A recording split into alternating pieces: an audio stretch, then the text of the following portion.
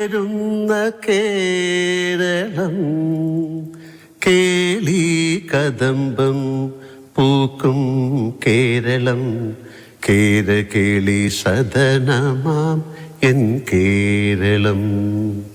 എൻ്റെ കേരളം, അങ്ങയുടെ കേരളം, നമ്മുടെ കേരളം.